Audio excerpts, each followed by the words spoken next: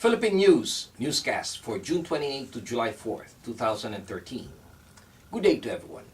Magandang araw po sa inyong lahat and welcome to the website of Philippine News.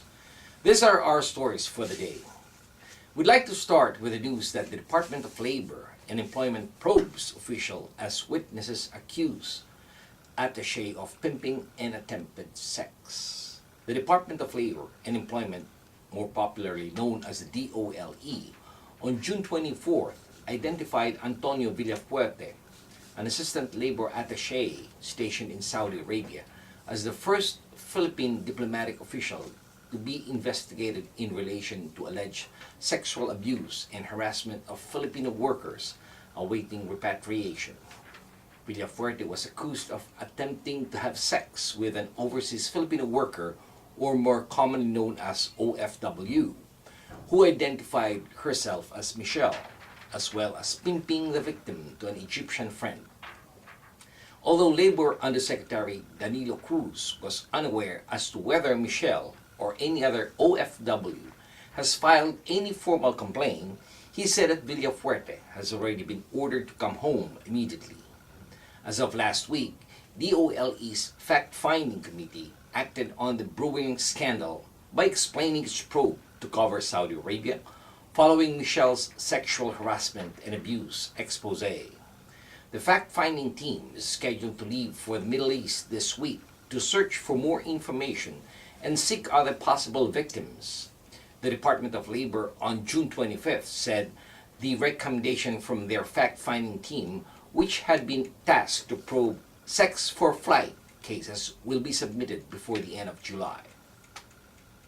Next in line is the news about voicing immigrant women's issue, which is a popular online campaign. A new online campaign has been launched to demand U.S. Congress action on women's rights as it tackles immigration reforms. I'm fighting for immigrant women. Well, that's the name of the group. Went online June 20th to give immigrant women and communities and their allies and a voice in the debate over comprehensive immigration reform, according to the National Coalition of Immigrant Women's Rights, which launched the campaign. The strategy is to get in on the conversation while the legislators are crafting proposals for the historic reform. The website urges visitors to take the advantage of the opportunity to ensure that women's equality and rights are advanced in comprehensive immigration reform. Immigrant women make important contribution to our nation's economy, families, and communities, and will contribute even more under immigration reform. However, the very pressing health care needs of immigrant women and families continue to be marginalized in the national debate over immigration reform. With the NCIWR's motto, I'm fighting for immigrant women campaign, women will lift their voices for fair immigration reform that ensures women and family can be successful and live with health and dignity. Filipino and Filipino-American women are among advocates involved in the coalition as founding sisters of the Steering Committee organization. With NCIWR's campaign, immigrant women and their communities will let Congress know that immigration reform must protect the civil and human rights of women and ensure that women can fully and equally pursue opportunities in this country.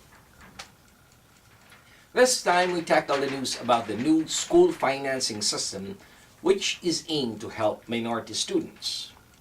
California Governor Jerry Brown's plan to reform how California finances public education will streamline how schools get their money and boost services for underprivileged students.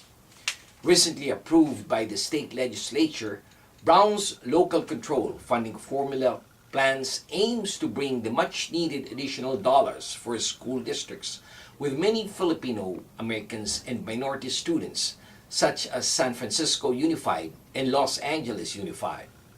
The formula is basically a change in the distribution of state money for education to local schools and districts. And the local school districts will decide how it flows in many ways to local schools. The formula replaces the old financing system that is described as having no underlying rationale for why districts got different amounts of funding. It was not designed to meet specific pupil needs.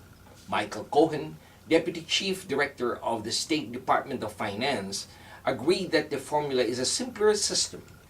According to him, California is going to a unified system of money that is the most flexible and that the state has ever seen in terms of allowing districts to basically choose what's the highest and the best use of the dollar. California still needs to find a way to provide an adequate level of funding overall for all its students to perform at their best. The local control funding formula is about dividing the school's funding pie. Now the question facing California is how we can make the pie larger.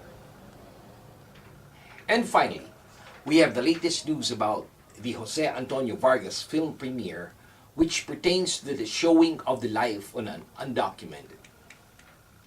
2 years ago, this weekend, Philippine-born journalist Jose Antonio Vargas came out of publicity in the New York Times as an undocumented American, a term he prefers to the loaded phrase illegal immigrant.